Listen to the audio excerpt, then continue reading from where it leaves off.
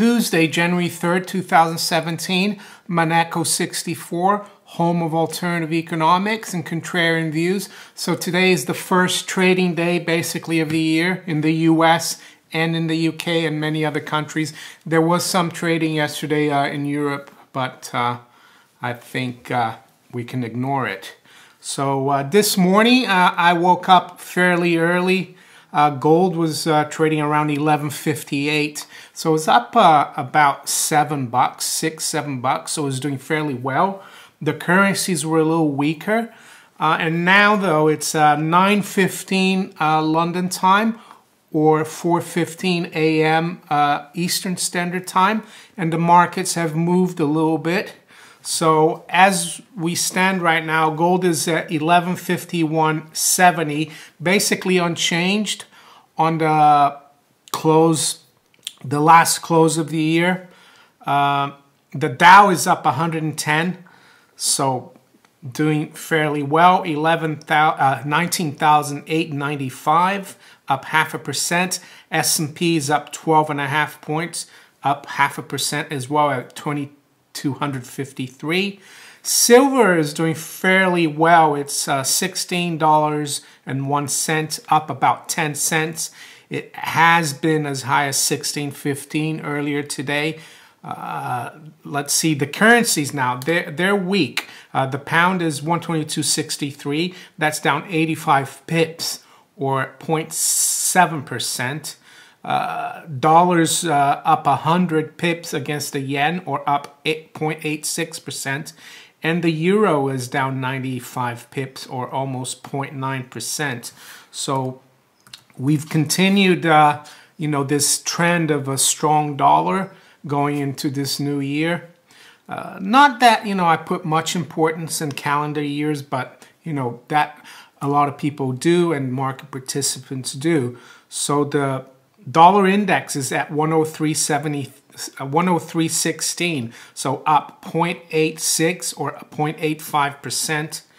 And one thing I noticed, and I'll bring up some charts, is you can see here the euro chart that around 7 a.m. London or 8 a.m. continental European time, when the market participants and banks start coming into the market, the dollar started going up, or the euro started going down. You can see there the euro was up a little bit from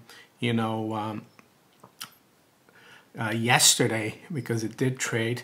It was around 104.80, and now we've dropped, and the euro is at 104.25.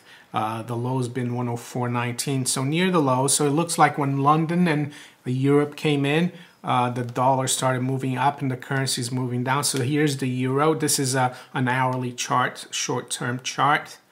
The same thing happened to the pound.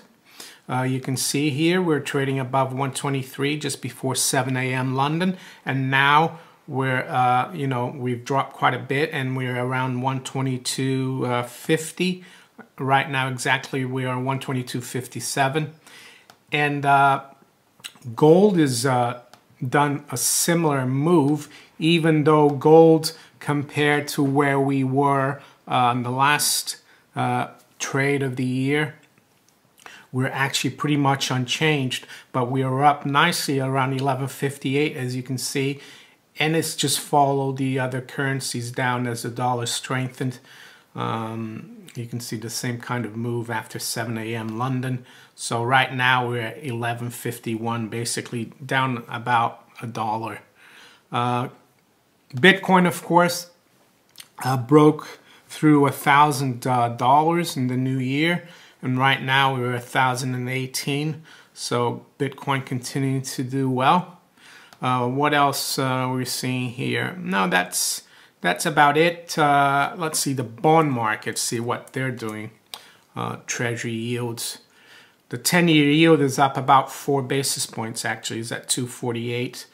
We ended the year around 244. So again, 2.5 is a key level. I think the high late last year was around 263 as well. There are some people, some technical analysts that look at open interest in the Treasury futures, and they're saying that the commercials or the big banks have a big long position in Treasuries.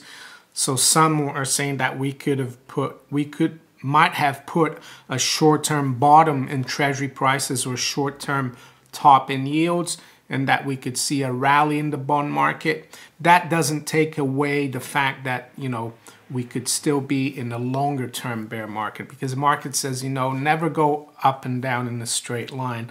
So we need to keep an eye on treasuries here. If we're able to remain below 2.63% in yield, I think maybe treasuries could rally in prices. We'll have to see. So what else? So as I leave here, markets, the main thing is that the dollar is fairly strong this morning. Stock markets are strong. The FTSE is up 80 points at 71.90, so almost near the all-time high, around 72.30. The German DAX, that was up yesterday because it traded, so it's only up 20 right now, but it's at 11,600. And the other thing I like to talk about, more to do with economics and the UK economy, is that usually here, the train companies, for my region is Southeastern, they usually increase their prices in the beginning of the year, and they've increased the prices like an average of 2.3%. Southeastern only 1.8%. But it's getting more and more expensive for the average person to commute into London to work in London. They live in the outskirts and they have to commute by train to go to work. And compared to continental Europe, the prices here are much, higher. And about 20 years ago or so, or a little longer, I think the conservative government in the mid-90s or early 90s, they privatized the railroads, because back in the 50s, the UK government, they nationalized the railroads, 50 or 60s, I'm not sure when. And it's been a mess, and I think the problem is they privatized it the wrong way. And because, the Southeastern and other companies that run the lines, they still have like a monopoly, and they get government subsidies. So they keep raising prices, and the services keep getting worse. And there's a lot of people that come on the news, supposedly specialists or economists, and they say, oh, we need to nationalize the railroads again. But I don't think that is the solution, personally. I don't think it will get any better.